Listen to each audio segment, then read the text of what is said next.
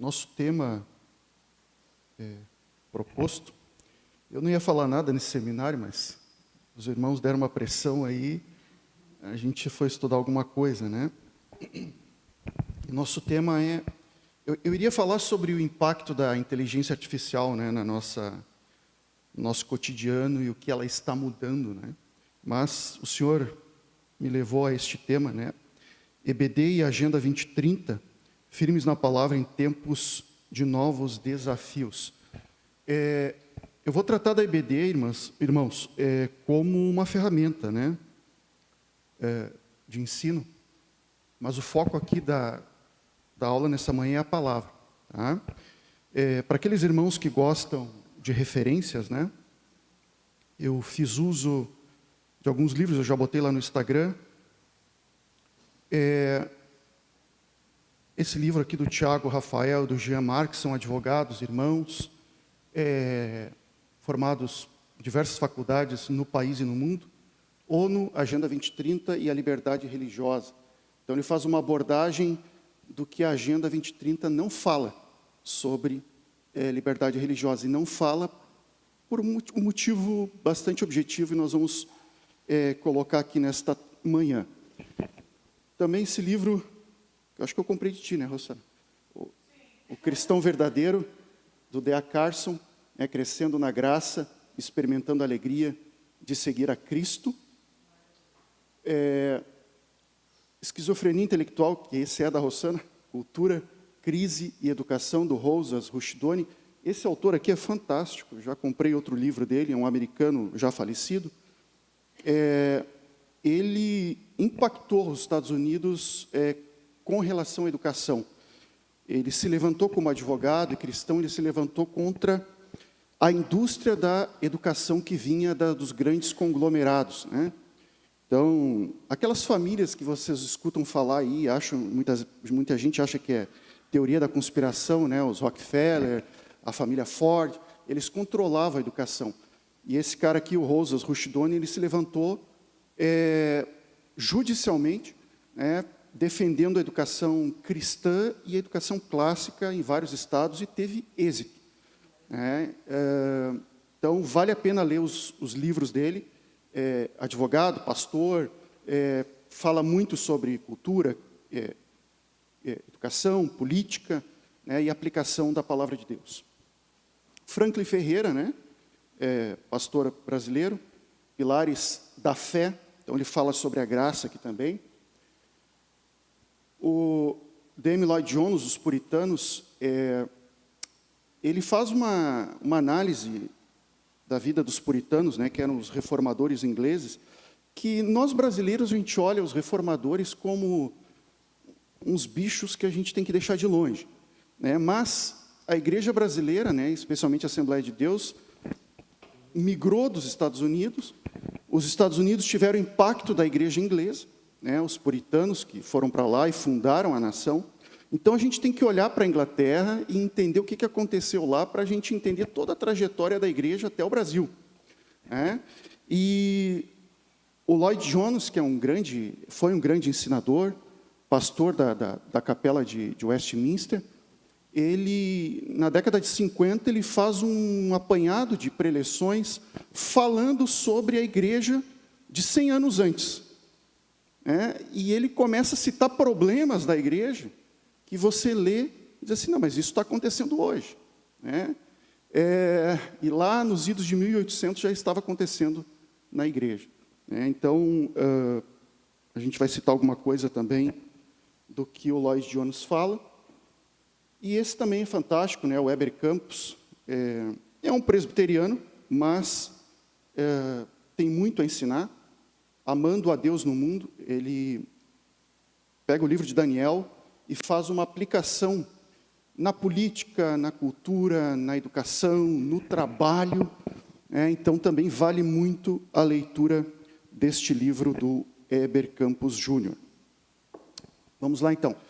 Eu não vou falar muito de história aqui, irmãos, então não se preocupem, né? Não será algo cansativo, mas uma passagem rápida aqui sobre a origem da escola bíblica. E eu vou fazer algumas colocações aqui, irmãos, O pastor Arthur já fez algumas críticas com relação a por que as escolas diminuem o número de alunos, e eu vou fazer outras, mas farei com todo respeito, não é para agredir nenhum departamento ou coisa assim, mas são problemas que a gente enxerga, e não só eu, muita gente enxerga, e acho que a gente tem que olhar o problema e tentar resolver de alguma forma, né?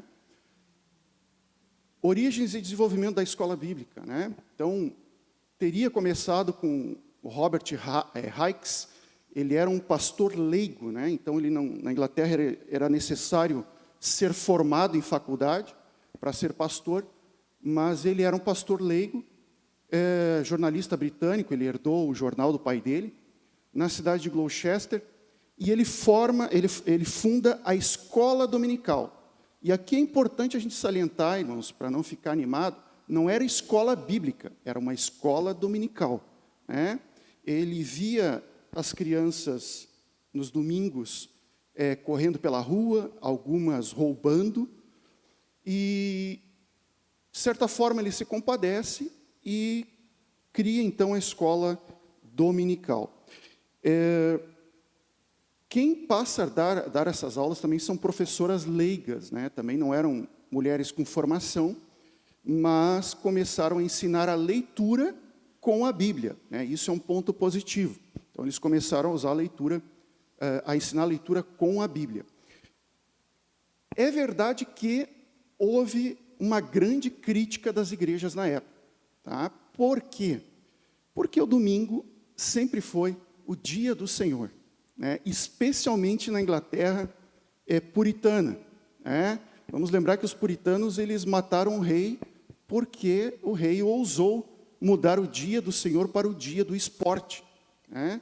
Então, o Robert Hicks, de certa forma, ele faz uma pequena revolução, criando essas escolas no dia que era do Senhor, e as igrejas, na época, então, se levantaram contra, durante um bom tempo, mas como ele era jornalista e era detentor de um jornal, ele começou a fazer muita publicidade em cima disso, né? Porque o número de crianças foi aumentando. Num primeiro momento, só meninos, e 2 anos depois, mais ou menos, as meninas também foram incluídas nessas aulas.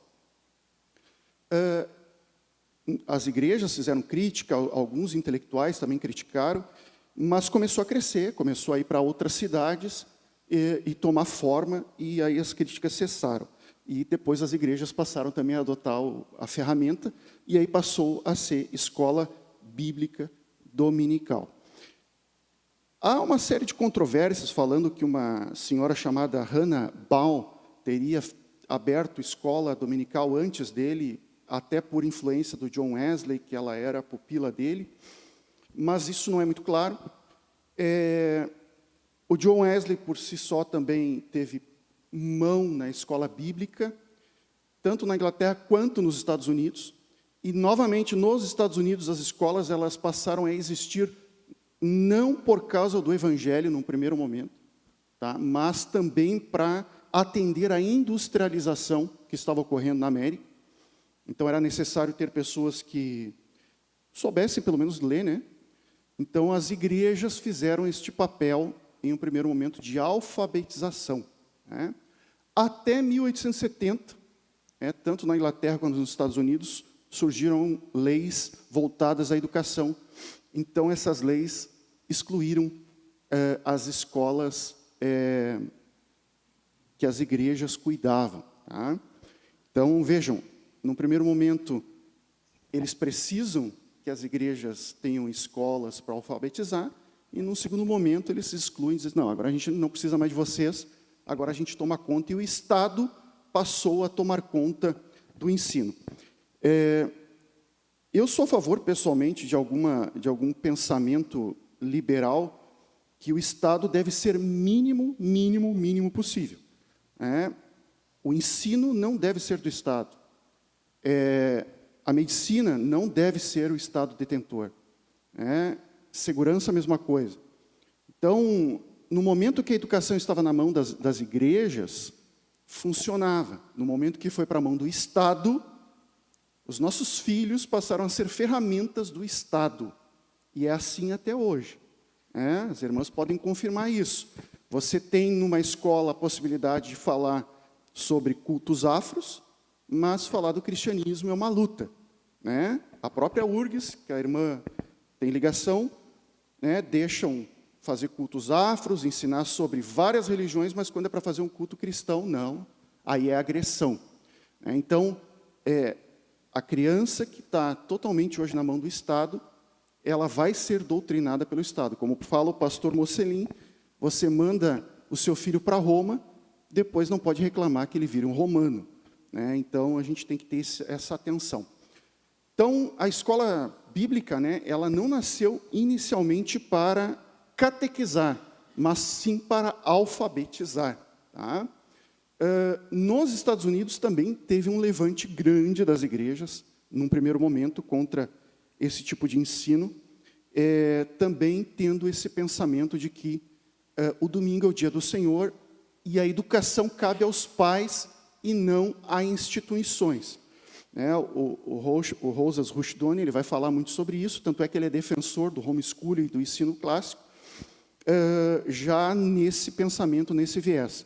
No canal Eden Mais tem um documentário chamado Divididos, que faz uma crítica forte à escola dominical e a vários departamentos de igreja, falando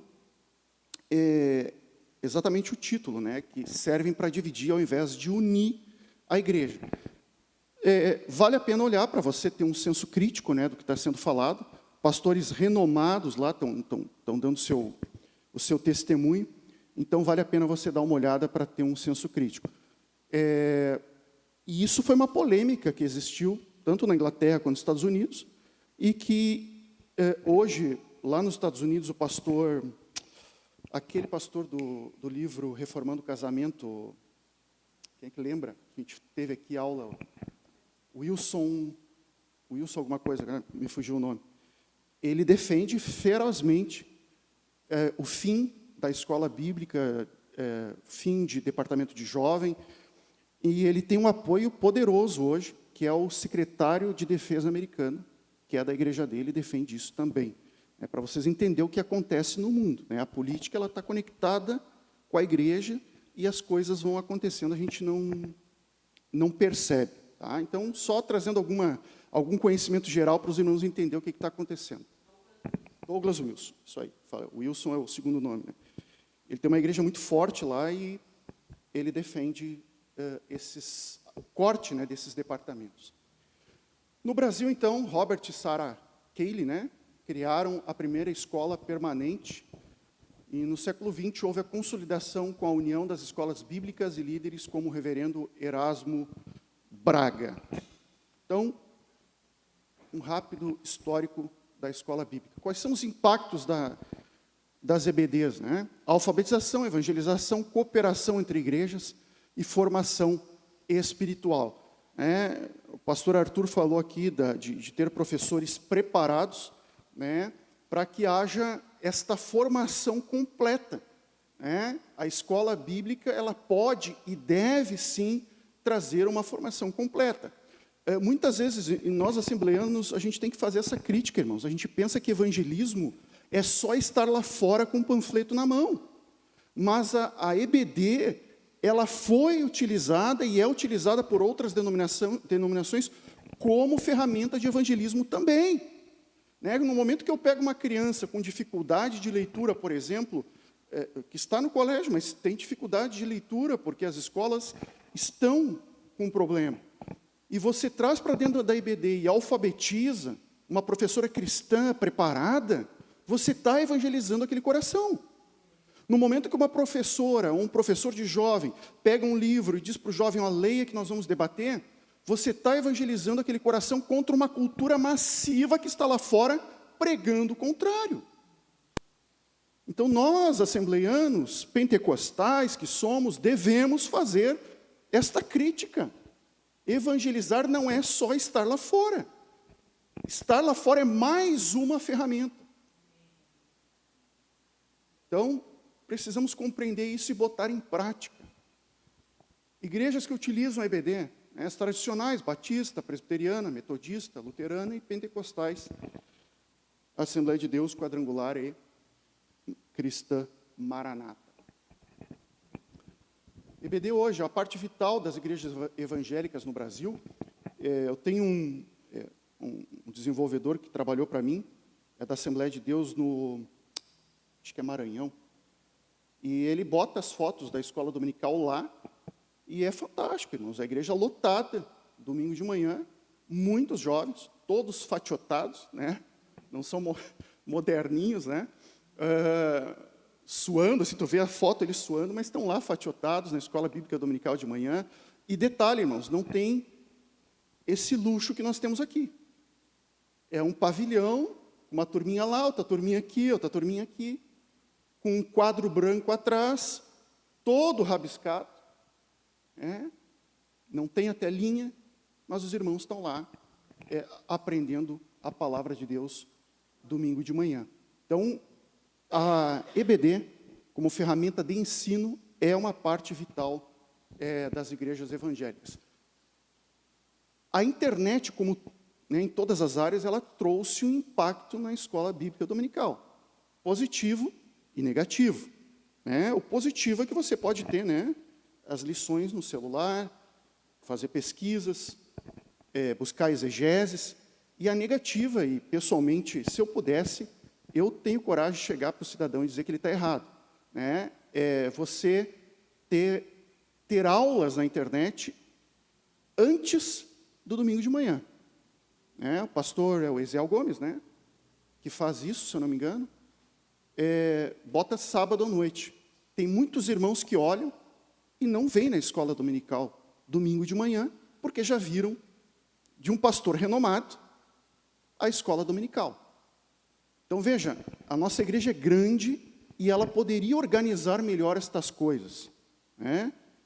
Poxa, por que vão botar aulas sobre o tema antes? Ah, mas é para preparar o professor. Bom, então tu faz um cursinho online ali separado para preparar o professor. Agora, quando abre ao público, a pessoa vai ver e vai perder o ânimo. E aí vem os impactos que a Ruth falou ontem aqui. Pô, eu já vi na internet, na televisão, com mais animação, com mais estrutura, por que eu vou ouvir a irmã Diamantina, o irmão Alexandre, domingo de manhã? É cansativo. Por que eu vou ouvir o Caian dando aula domingo de manhã? Só vou ouvir se ele trouxer o café, senão eu não ouço. Então, cabe estas críticas, irmãos, com todo respeito ao que acontece. A gente precisa fazer essa avaliação. Uma outra questão, e se tiver como chegar isso a CPAD, seria importante. Não existe claramente números de alunos, de classes da escola dominical no Brasil. E mal e porcamente no mundo. Tá? Aqueles números ali são estimativas. 2 milhões de escolas bíblicas, 120 milhões de alunos, 8 milhões de professores. Mas é tudo estimado. Não é nada certo ali, não existe pesquisa, não existe nada. Então, a gente trabalha hoje no escuro. Eu não sei como é que a CPAD produz revista sem saber a quantidade de alunos que existem hoje no Brasil. Eu espero que eles tenham esses números, porque logisticamente, administrativamente, seria um tiro no pé. Você produzir revista sem saber se vai vender. Então, se eles têm esses números, seria importante divulgar para que a gente tenha um entendimento de como está essa ferramenta no Brasil.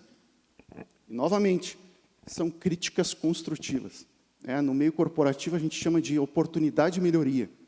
Então, a oportunidade de melhoria seria trazer números para a gente entender aonde a gente está pisando, para a gente entender o que a gente precisa melhorar. Vamos lá. Desafios atuais. Limitação do ensino online. Então, por mais que a gente está falando aqui no Rio Grande do Sul, pessoas têm acesso ao ensino online, mas tem muitas pessoas que não têm. O uso da internet é restrito. Quanto menor a classe social, menos acesso à internet, especialmente dentro de casa. E, pessoalmente, e até voltado ao que as irmãs falaram ontem, eu não acho que a internet deva ser o meio, ou o único meio de ensino da escola bíblica dominical. Ela deve ser uma ferramenta para ser utilizada a fim de auxiliar o professor a preparar uma aula e de maneira mais de se organizar, não como foco de pesquisa. Ela não deve ser utilizada pelos alunos, né? Não deveria, pelo menos. Né? O ensino deve ser verbal, deve ser tradicional, né? Como era passado entre o povo judeu, né? Entre o povo de Israel, o ensino de pai para filho de maneira verbal, ou seja, dentro da classe também o ensino deve ser olho no olho e verbal, de maneira que isso fique claro, objetivo, interativo entre as pessoas, para que não haja um ensino indireto, mas um ensino direto para o coração daquela pessoa que está ali na nossa frente. Muitos crentes buscam sensação em vez de ensino. Aqui a gente está falando tempos atuais, irmãos. Né? A gente está num período que as igrejas estão se multiplicando no nosso país, e eu falo aqui o que eu já falei várias vezes, 20 a 30 milhões de crentes no Brasil, e qual é o impacto que nós temos nessa nação, além de, muitas vezes, escândalos. Por quê? Porque abre igreja para a sensação. Eu conheço uma pessoa que é da igreja, aquela igreja que tem a água no nome, né? A água no diminutivo, e ela fala que ela adora ir lá porque gosta de ver a maneira que o pastor fala, que ele fala com muito desenvoltura no púlpito. E aí eu, pessoalmente, eu conheço o local onde esta igreja está, porque o prédio pertence ao meu tio. E o pastor dessa igreja não paga o aluguel já há meses. E, inclusive, já ameaçou de morte o meu tio e meu primo, dando uma coronhada na cabeça do meu primo. Fizeram BO, mas está lá, aquela igreja cheia, numa avenida forte de Porto Alegre, e as pessoas estão lá achando que é maravilhoso, mas estão atrás de sensação, estão atrás de emoção, estão atrás de luzes, né, que a psicologia explica o que as luzes fazem na mente humana. E aí, a escola bíblica dominical, todo mundo sentadinho domingo de manhã, paradinho, escutando o pastor ensinar, é chato, é cansativo. Por que eu vou acordar domingo de manhã para vir ouvir o Samuel a falar? Se eu posso ir sábado à noite numa igreja cheia de luz, cheia de envolvimento, que eu vou chorar, que eu vou me emocionar, mas não vai ter palavra. Vai ter cortes de Bíblia, e cortes de Bíblia os católicos fizeram a vida toda e ainda fazem. E muitas vezes, e aqui é mais outra crítica construtiva, nós nos parecemos católicos, porque estamos nos alimentando com cortes de versículos e achando que está tudo muito bom. As igrejas, elas precisam transformar o meio que elas estão, mas só vão transformar quando a palavra for viva e eficaz no meio do corpo, não simplesmente emoções. Igrejas se transformaram em nichos de consumo religioso, voltados apenas para sentir algo, né? Voltando ao que eu disse, eu vi aí, acho que muita gente viu, em Santa Catarina, tem a maior igreja shopping, né? Não lembro o nome da igreja, mas é uma igreja gigante, que é um shopping. Você tem lá a área Kids, com McDonald's e não sei mais o quê, a criancinha ganha pulseirinha, tal, extremamente organizadinha, extremamente estruturada, como é um shopping, né? Shopping, antigamente, agora está mais bagunçado, né? Era tudo muito organizado, não podia namorar no shopping, que chegava lá um segurança, começava a bater nas cadeiras, vaza. Não podia encher a cara no shopping. Agora está tudo bagunçado. Passeia com cachorro, com bode, com tudo dentro do shopping. Mas as igrejas pegaram este conceito, porque sabe que domingo à tarde, mesmo que esteja um sol de rachar, o shopping está cheio, porque está dando ar-condicionado, está dando comida, está dando entretenimento. E muitas igrejas no Brasil estão se voltando para isso aí, porque é necessário sentir algo.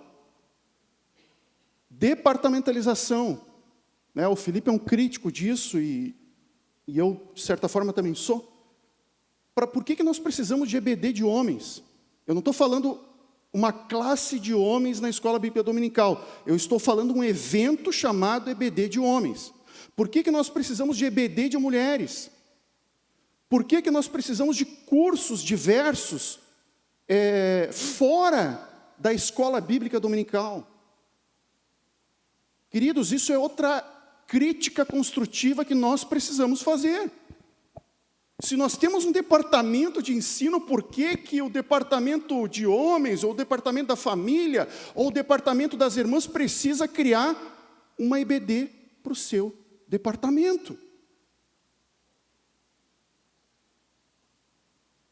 Se a gente está dividido, a gente quebra, a gente morre. O exército só vence uma batalha unido, cada um cumprindo a sua função. Eu não posso ter divisões, e aqui não é uma crítica ao IBE diretamente, até porque eu também sou aluno, eu já fui aluno do IBE, mas a mentalidade que talvez seja vendida no IBE. Muitos que fazem o IBE não querem mais fazer escola dominical, afinal, agora eu tenho o certificado do IBE. O IBE é uma grande ferramenta de ensino. Os livros são excelentes, mas ninguém vira teólogo somente tendo aula no IBE. E talvez o objetivo não seja nem virar teólogo, mas crescer em graça e conhecimento do Senhor. E isto é um caminho que deve continuar a ser trilhado. E a escola bíblica dominical está aqui para isso, para nos auxiliar no fortalecimento desse conhecimento para toda a nossa vida até que o Senhor venha.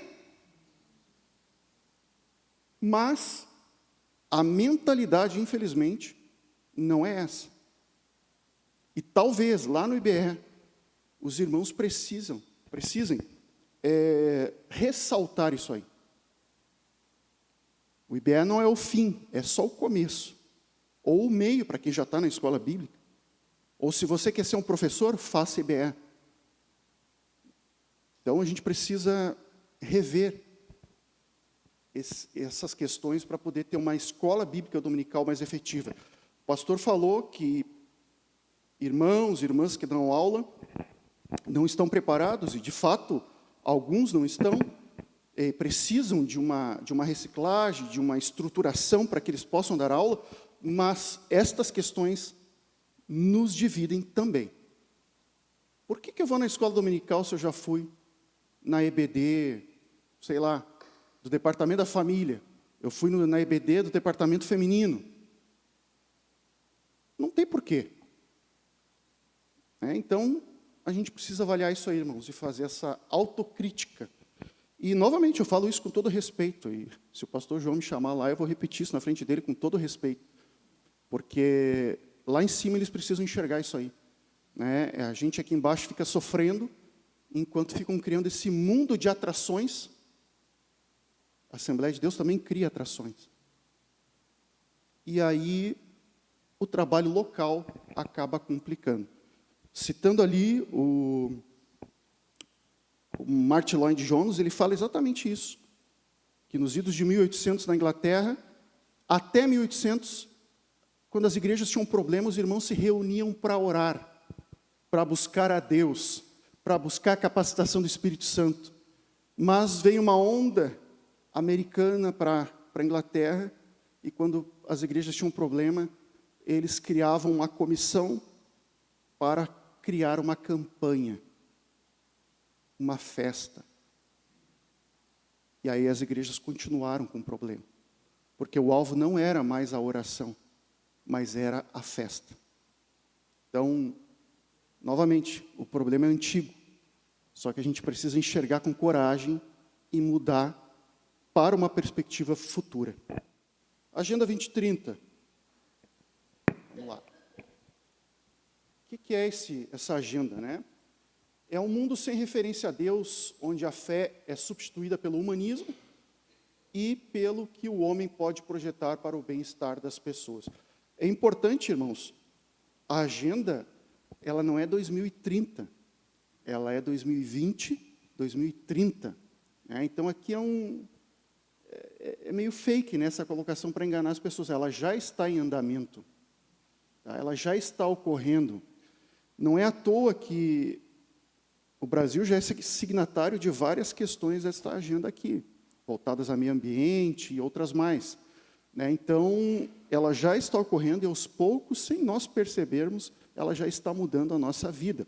Cidades inteligentes, cidades resilientes. Vocês sabiam que Porto Alegre é uma cidade resiliente pela ONU?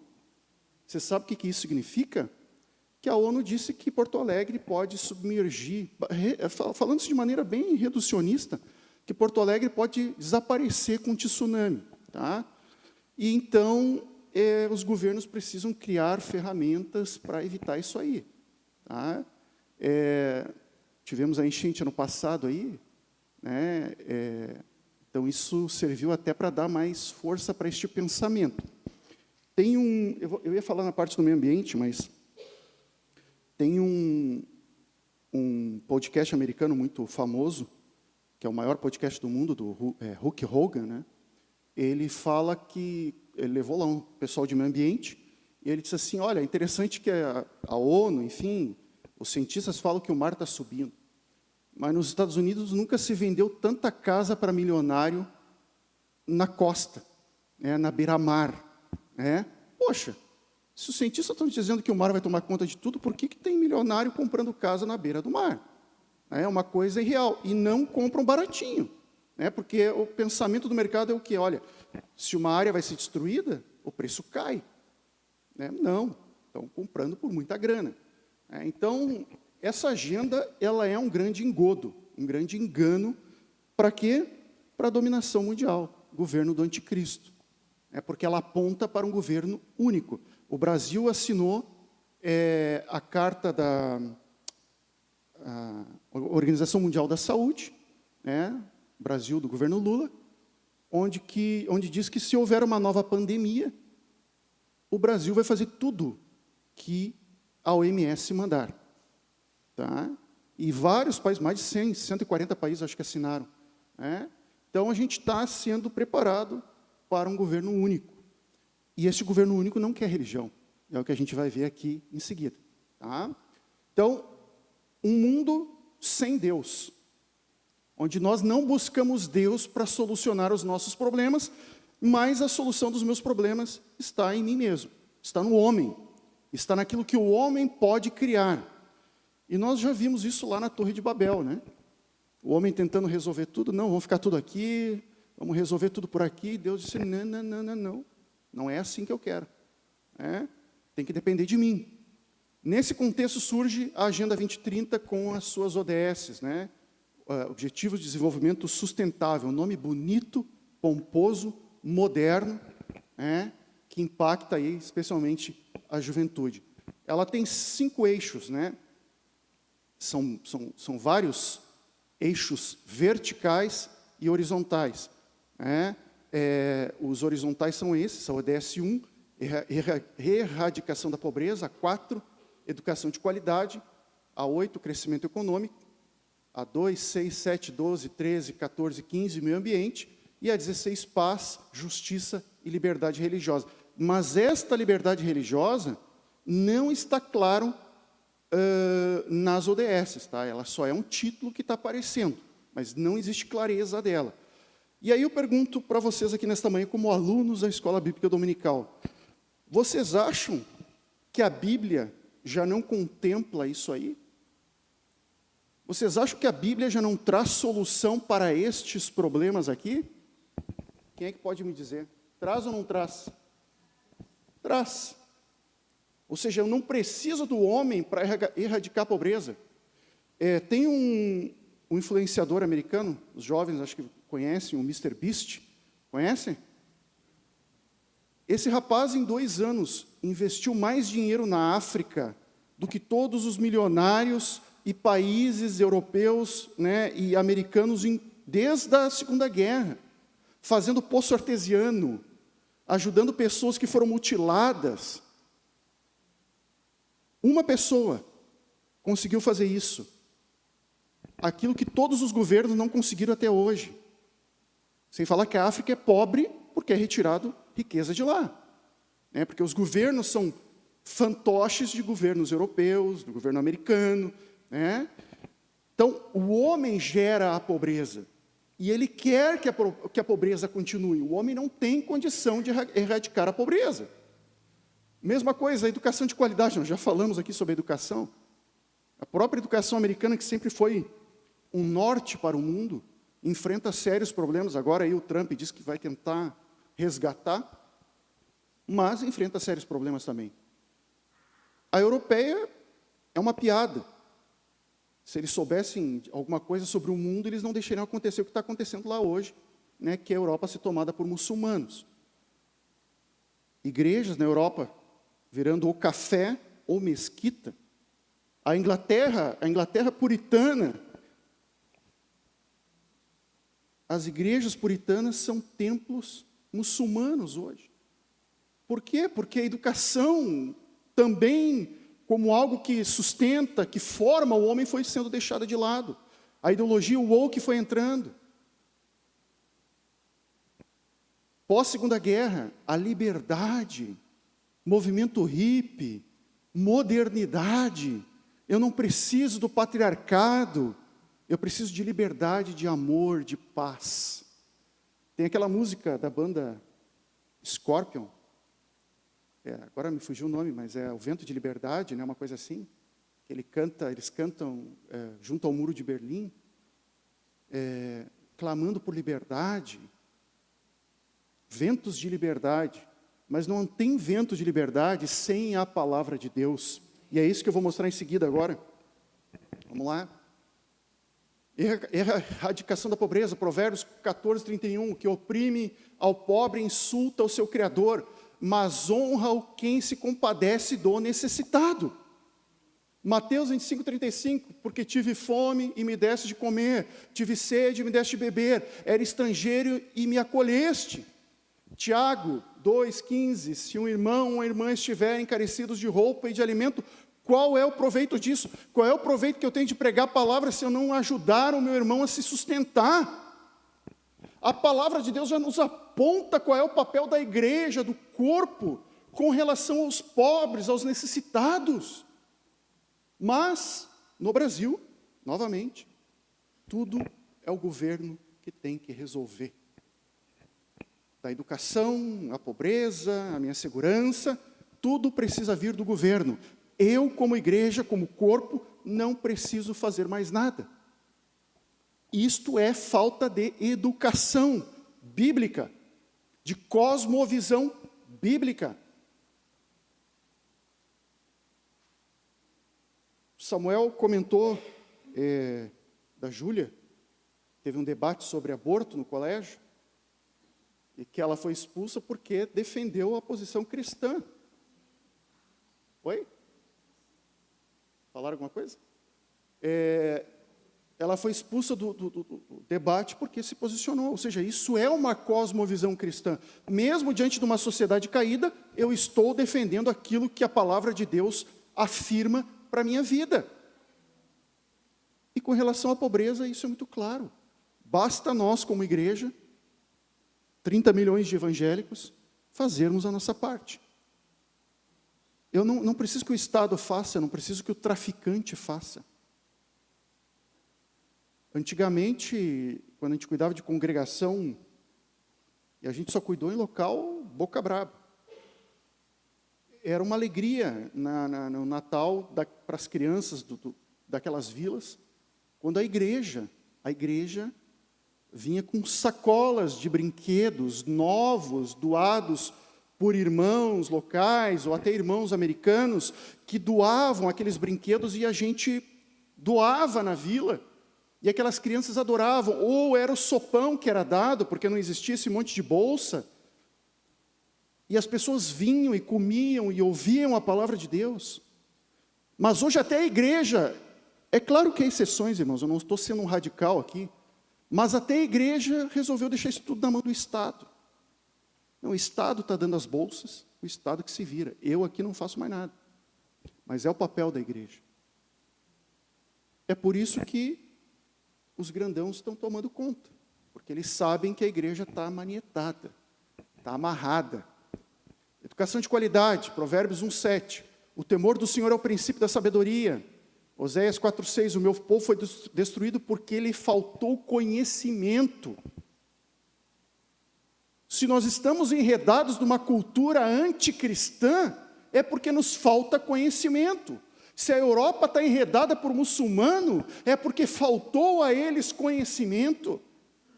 Abandonaram o ensino apostólico, o ensino dos pais da igreja, que impactou a Europa, o ensino dos reformadores, que impactou a Europa. Falta conhecimento. É por isso que vem a destruição. Tem aquele famoso livro do Sun Tzu, eu acho, né? O Arte da Guerra, que ele fala, né, um chinês falando que a melhor forma de destruir o inimigo é conhecendo o inimigo, sabendo o tamanho dos exércitos, como é que ele luta. E nós hoje não queremos saber o que o inimigo está fazendo.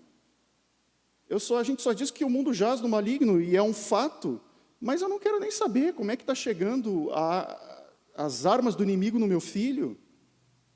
Eu não quero nem saber o que os jovens estão consumindo e que provém do inimigo. O meu negócio é bater o ponto lá na igreja. Exatamente. 2 Timóteo 3,16, toda escritura é inspirada por Deus e útil para o ensino.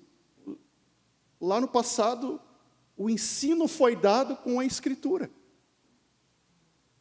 Por que hoje, para mim aprender, somente estando numa escola?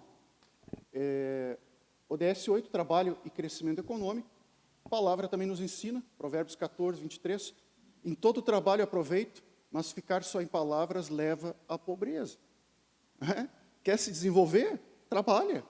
Por que eu tenho que viver com uma bolsa de governo? E é um dos objetivos da Agenda 2030. Salário universal. Mas veja, não é um salário que vai te levar para, sei lá, de um lugar para Paris. Não é um salário que vai fazer você comer churrasco todo final de semana. É uma renda básica universal. Podem botar no GPT, no Google, o que é a renda básica universal. O que é a renda básica de carbono. Você vai entender o que essa agenda está preparando para a tua vida. Onde não haverá trabalho. Você vai simplesmente viver de uma renda que os governos vão te dar, se você respeitar as ODS. A gente tem que sair da caixinha. A gente tem que sair do nosso mundinho, da nossa bolha, e entender o que está acontecendo no mundo. Jesus está voltando. Jesus está voltando. Graças a Deus. Provérbios 13:11, a riqueza adquirida às pressas diminuirá, mas quem ajunta pouco a pouco terá aumento. Quem é que já não ouviu falar de alguém que ganhou no Big Brother, na Mega Sena e perdeu tudo, gastou de maneira desenfreada, sem controle, foi tudo ralo abaixo? Porque não trabalhou, não buscou com suor adquirir aquele valor. Mas a palavra está dizendo que ajunta pouco a pouco terá aumento. A gente tem que controlar a nossa ansiedade de querer comprar o carro para amanhã, a ansiedade de querer trocar o celular porque foi lançado ontem, mas vai juntando pouco a pouco. Não precisa se endividar no cartão, não precisa endividar o pai, endividar a mãe para que tire um empréstimo para comprar aquilo que você quer. A riqueza ela é adquirida de maneira lenta, gradual, pelo esforço do teu trabalho. Deus abençoa, Deus dá riqueza, Deus dá mantimento, mas para aquele que é justo e fiel. 2 Tessalonicenses 3:10, se alguém não quiser trabalhar, também não coma. Por que a gente vai sustentar aquele que não quer trabalhar? A do meio ambiente, eu vou passar rapidinho, que eu já falei alguma coisa. ODS 2:15, Gênesis 2:15, tomou, pois, o Senhor Deus ao homem e o colocou no jardim do Éden, para cultivar e guardar. Procure no YouTube o doutor Ricardo Felício. Tá? Ele é doutor em climatologia e geologia da USP. É um doutor, não é simplesmente um bacharel, é um doutor graduado com estudo. Ele mais 4 ou 5 estudiosos no Brasil são os únicos que falam das bobagens do meio ambiente que a ONU fala.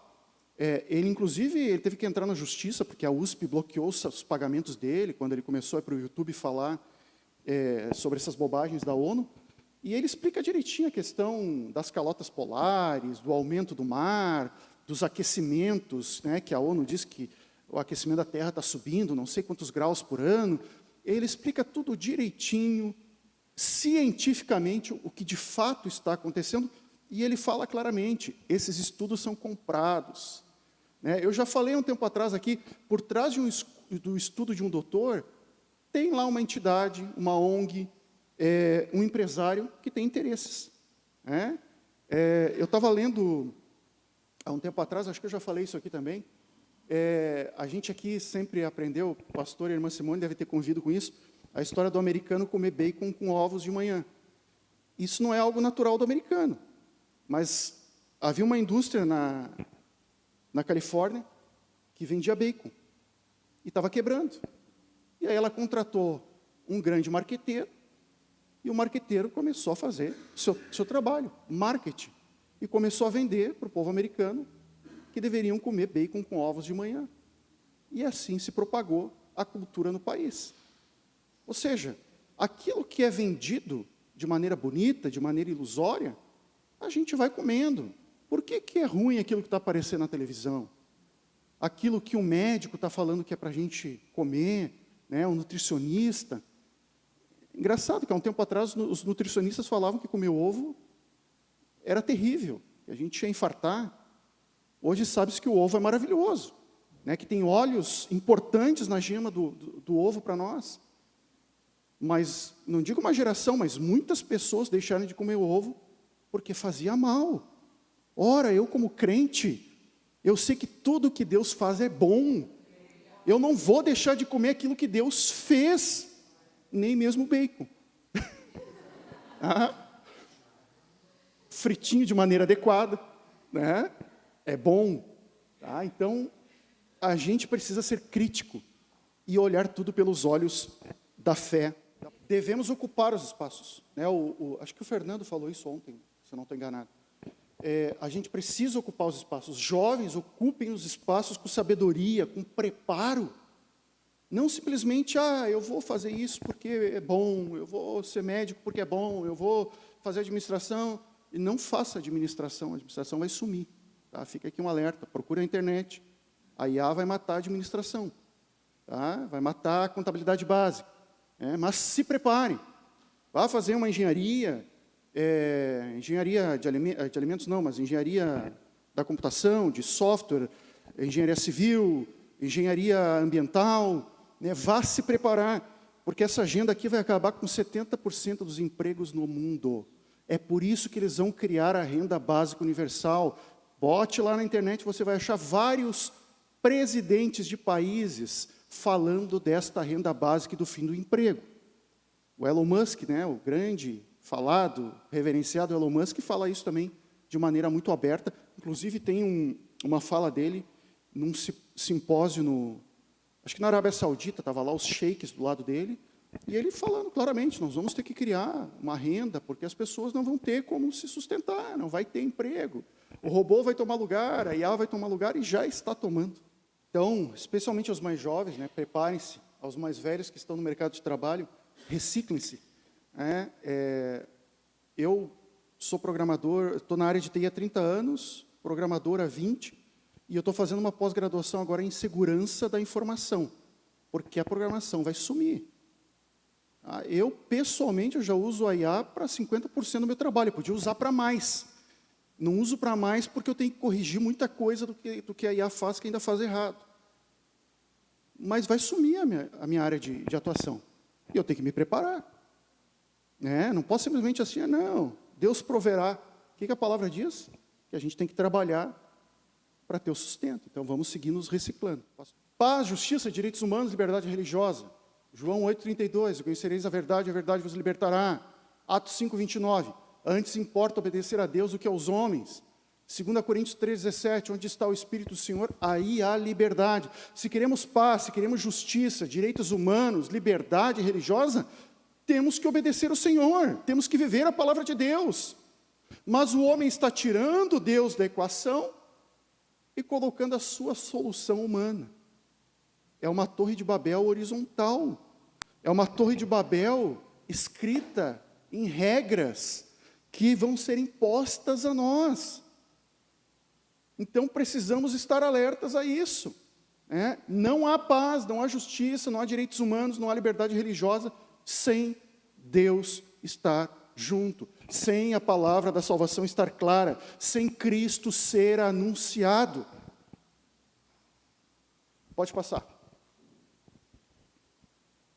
Aí vem a Declaração dos Direitos Humanos de 48, passa. O que dizia essa declaração? Veja só a sagacidade dela. Caso a democracia ingresse em uma nova era histórica com inteligência e vitalidade, não ignorará a religião, como fez a sociedade burguesa do século XIX, individualista e neutra. Essa democracia renovada, personalista, será do tipo pluralista. O que eles estão dizendo aqui, irmãos? Em 48, pós-guerra, uma declaração feita para que não houvesse mais guerra, não houvesse mais pobreza, não houvesse mais desigualdade. Eles estão dizendo o seguinte, olha, os burgueses lá, os burgueses ingleses do norte da Europa, dos Estados Unidos, eles ignoraram a religião, não deram bola. E a religião foi se espalhando, porque nós somos religiosos. O homem, ele precisa de fé, ele precisa crer em alguma coisa. Mas aquela sociedade, que era a sociedade dominante, não deu bola. Mas a partir de agora a gente vai dar bola. A gente vai dar atenção à religião. E aí veio todo esse pluralismo religioso que nós temos hoje. Não é mais só a hegemonia da religião cristã que havia pré-guerra, mas agora nós temos essa pluralidade de fé. E a Constituição americana, que é um exemplo, infelizmente ela abre uma brecha também. Ela é o exemplo bom e o exemplo ruim. Porque lá como há uma liberdade extrema, e isso o Rushduni vai falar no livro ali, qualquer um pode abrir qualquer igreja. Não é à toa que é lá que tem a igreja satanista, começou lá. Não é à toa que lá o próprio movimento hippie veio a virar uma espécie de seita de religião. Então, nada é à toa, nada é de graça, nada acontece porque está acontecendo. É tudo alicerçado e preparado para matar a fé cristã. Ora, até o século XIX era só fé cristã. A partir do século XIX vamos deixar todas as religiões se propagarem, afinal, nós somos bonitinhos, limpinhos, perfumados e pluralistas. E é por isso que hoje a fé islâmica está dominando a Europa. E logo mais, bate as nossas portas aqui, que já tem, em estados como Mato Grosso, Goiás, muçulmanos e mesquitas ali. Enquanto nós ficamos aqui no nosso mundinho religioso, nos nossos cultinhos, nas nossas festinhas, enquanto a fé islâmica está tomando conta das Américas. Eu já falei aqui, um pastor falou, um jornalista, que é muito difícil os islâmicos dominarem o Brasil, porque os pentecostais estariam dentro das favelas, dos lugares pobres, então isso se tornaria mais difícil. Olha, é uma esperança, mas eu não sei se é um fato. Tá? A Europa foi extremamente poderosa na palavra, na missão. O mundo foi evangelizado a partir da Europa. E hoje está do jeito que está. Então, novamente, não vamos confiar no homem, na placa da igreja. Porque a igreja A está lá, então nada de ruim vai acontecer. Não, a gente precisa confiar em Deus e na pregação da sua palavra. Mas a igreja está pregando. Nem todas, mas algumas estão. Não é à toa que a gente tem traficante evangélico, né, no Rio de Janeiro. Tá? Então, vamos ter cuidado. O que declarou os chefes de Estado em 25 a 27 de setembro de 2015 na ONU? É aqui que surgem essas ODS, então. A aplicação das ODS resolveria os problemas do planeta. O homem é visto como alvo e solução. O homem está sofrendo? O homem resolve. O homem está passando fome? O homem resolve. O homem está triste? O homem resolve. Um plano de ação para as pessoas, para o planeta e para a prosperidade. É o futuro dos Jacksons, né? Quem é que lembra do desenho dos Jacksons? Tudo maravilhoso, né? Moderno, não falta nada, aperta um botão, sai a comida pronta. É esse o nosso futuro. Pode passar. Questão central, embora a ODS 16 fale sobre liberdade religiosa, o tema não aparece claramente nos objetivos centrais da agenda. Isso abre diferentes interpretações e levanta preocupações. Se a Declaração dos Direitos Humanos menciona explicitamente a religião, por que a Agenda 2030 não enfatiza? Ela não enfatiza porque ela é uma nova Declaração dos Direitos Humanos. Ela veio para matar a Declaração dos Direitos Humanos, que, de certa forma, era mais libertária, né? Dava mais liberdade. Mas agora ela surge com uma roupagem nova, bonitinha, colorida. Né? Se você olhar na internet, as ODS é extremamente colorido, bonitinho, chama atenção, moderno, mas que, de maneira mascarada, corta os direitos, inclusive, da religião. O Tiago e o Jean vão falar aqui que a religião da Agenda 2030 não vai ser uma igreja, mas vai ser a igreja que cumprir as ODS. Ou seja, não vai poder falar contra o homossexualismo, não vai poder falar contra a agenda woke, não vai mais poder falar que pecado é pecado, porque isso agride. Que isso? O Caian vai sair chorando daqui, vai para baixo da mesa, vai chorar no colo da mãe se eu falar que ele é pecador. Mas é isso que a ONU está querendo. O muçulmano pode decapitar um homossexual. O cristão não pode falar que homossexualismo é pecado. Precisamos aprender. Hoje, muitos povos ainda sofrem violência e perseguição por causa da fé. Por que a Agenda 2030 não fala sobre fé, sobre religião de maneira clara, se eles estão defendendo o fim da pobreza, o fim da violência, e muitos cristãos morrem no mundo devido à violência religiosa? Todo dia, toda semana, nós vemos postagens sobre cristãos mortos na Europa, na África, na Ásia. Por que a ONU não trata disso? Porque eles não querem. Ou eles querem uma nova igreja universal, baseada nas suas ODS. Pode passar. Futuro da EBD diante de uma cultura globalizada. A realidade espiritual do mundo. O mundo está organizado em oposição a Deus, né? O mundo jaz no maligno. Nós precisamos entender isso novamente. Nós estamos num mundo que existe um príncipe. O irmão falou aqui ontem, acho que foi o irmão, ou foi a Ruth, eu não lembro, né? Existe um príncipe que domina este mundo. E a gente esquece disso. É tanta coisa boa que nós olhamos e que brilha, tanto prato de lentilha que é nos dado ali fora, que a gente esquece que existe um príncipe no mundo. Mas nós temos que lembrar que nós somos de Deus. Nós não somos do mundo, mas somos de Deus. Isso exige de nós uma cosmovisão bíblica, ou seja, entender o mundo e tudo que nele há pelos olhos da palavra de Deus. Não podemos esperar soluções do homem, mas devemos permanecer firmes na palavra como guia de fé e prática. Escute os pastores na internet, mas leia a palavra de Deus. Escute um louvor, mas adore ao Senhor você. Adore ao Senhor pelo que Ele é, pelo que Ele criou, pelo que Ele fez pelo céu, pelo mar, pelo mato, né, pelas florestas, pelos animais, porque tudo Deus fez e era bom. Aleluia. Pode passar. cosmovisões contrárias, sensualidade e promiscuidade, ideologia de gênero e agendas sexuais, relativização das regras e valores, e aqui eu abro um parênteses e falo com todo respeito, nós não podemos permitir que esses valores do mundo entrem dentro da igreja, fim do casamento, fim da geração de filhos.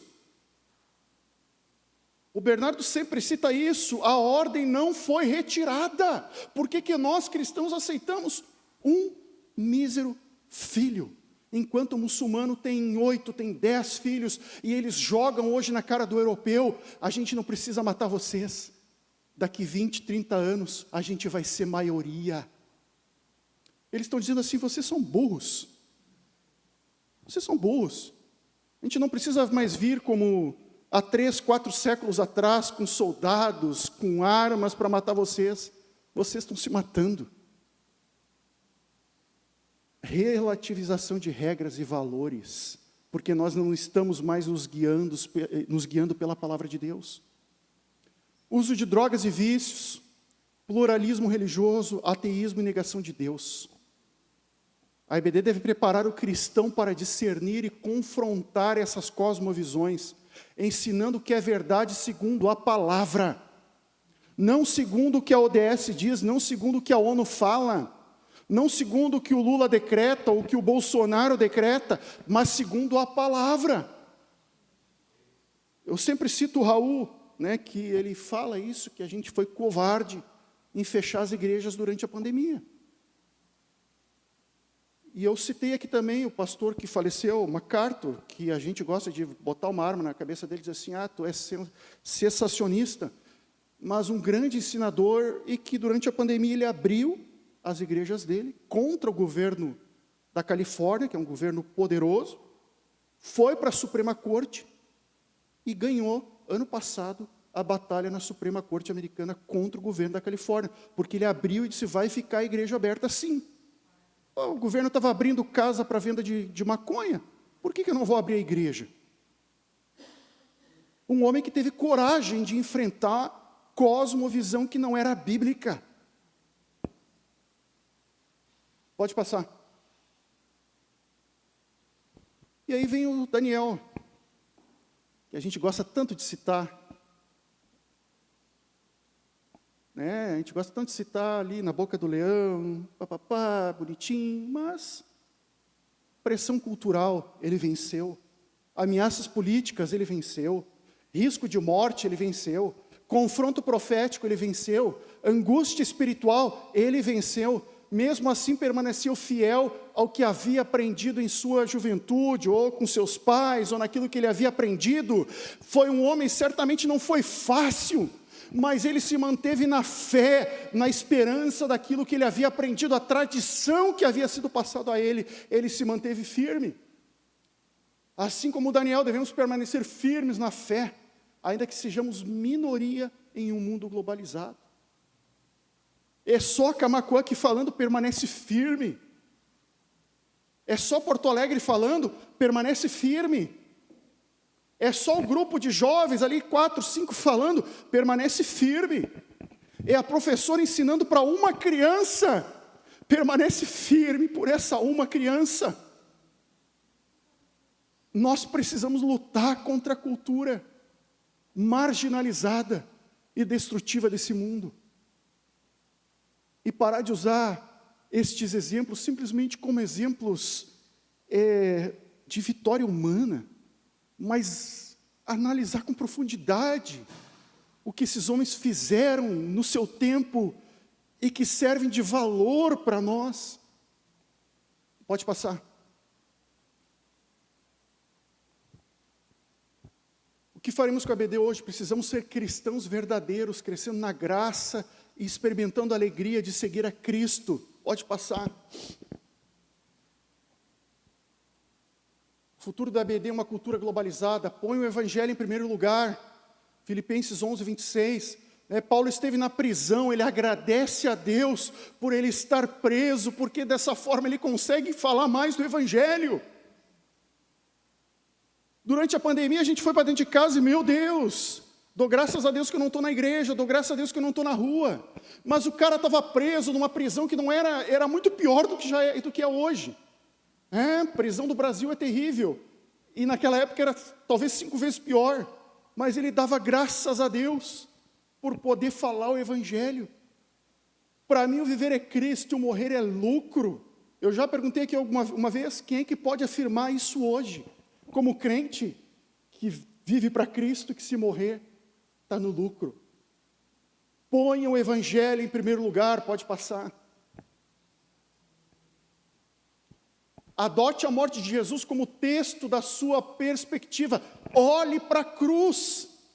Nós estamos olhando para tudo na nossa volta, como falou as irmãs ontem. A gente passa, estamos olhando para o nada, como disse a Jerusa.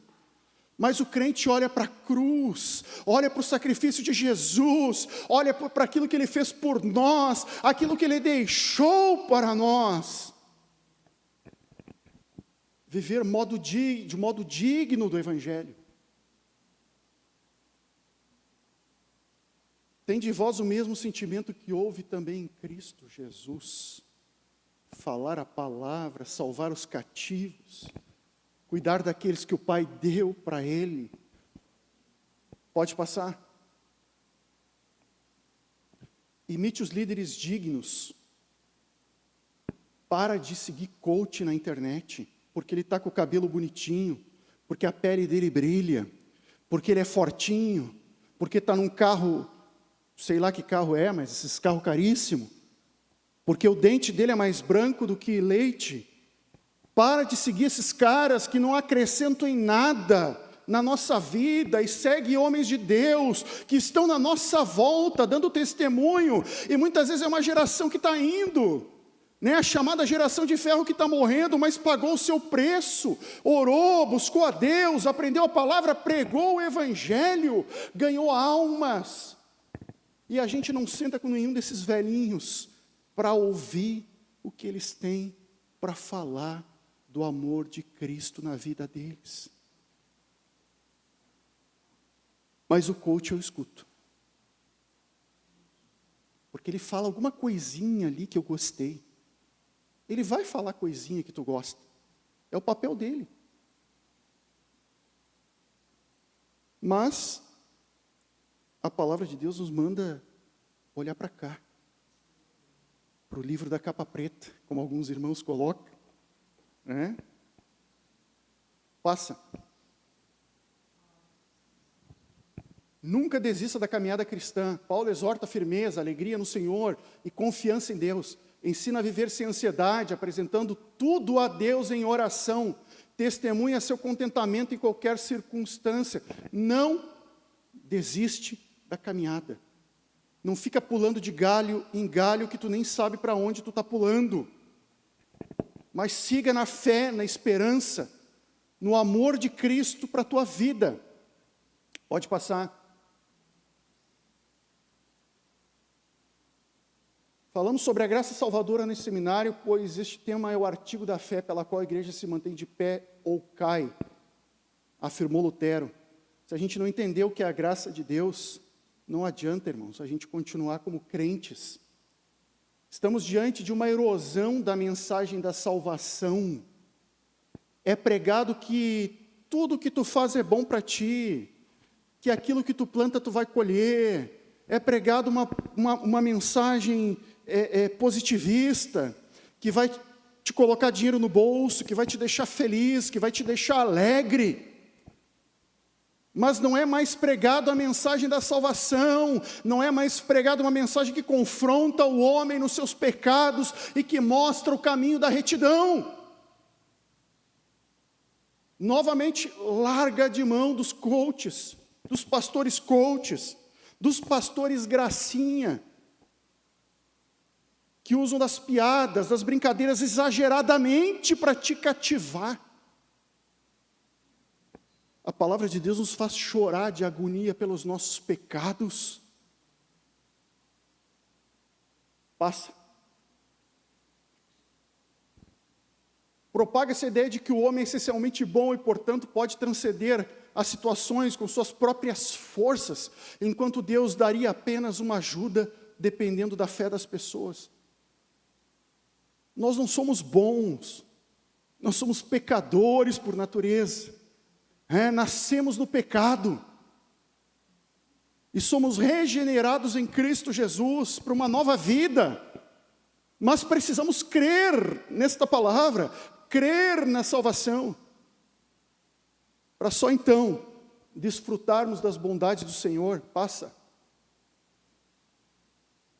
Pregadores coaches, propagadores de marketing multinível, com discursos de impacto emocional, transmitem mensagens que só funcionam se houver uma historinha para emocionar no final.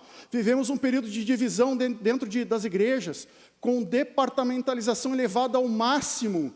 Se há um problema, cria-se um departamento, quando na verdade deveríamos apenas anunciar o Evangelho.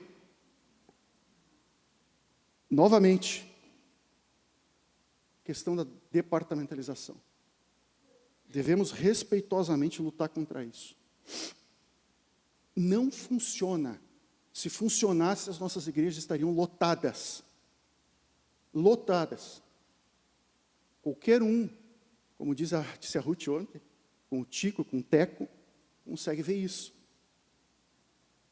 E a gente tem que parar de ir atrás de mensagens com historinhas, irmãos. A gente está ouvindo tanta historinha, que te faz chorar, que te emociona. Não funciona também. Lá no 2º século, Agostinho de Hipona já brigava com as mensagens alegóricas. Não é nada novo. E a gente tem que parar com isso, que salva o homem, o que leva o homem a se emocionar ou chorar pelos seus pecados, é ouvir da palavra de Deus que nós somos pecadores e que necessitamos de Cristo. Simples. Se alguém pregar simplesmente a palavra, pode pregar 15 minutos que a igreja vai se converter, que o povo que estiver ali vai se converter, mas a palavra precisa ser anunciada, e não história da carochinha. Pode passar.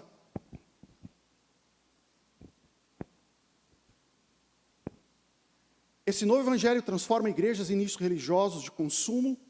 É neste ponto que a EBD se faz necessária, pois sem ensino não há evangelho. O verdadeiro evangelho exige arrependimento, santidade, conhecimento bíblico, abandono do pecado. Passa. Portanto, a graça de Deus se manifestou salvadora a todos os homens. Que venhamos a viver essa novidade de vida a cada dia na nossa caminhada. E novamente, irmãos, o que nós falamos aqui sobre críticas à nossa igreja e demais igrejas é com o objetivo de crescimento, para que de alguma forma as lideranças possam fazer esta autoavaliação e liderar e apontar para o corpo trabalhos mais efetivos, menos populares, mas mais efetivos para o bem da obra do Senhor. Amém?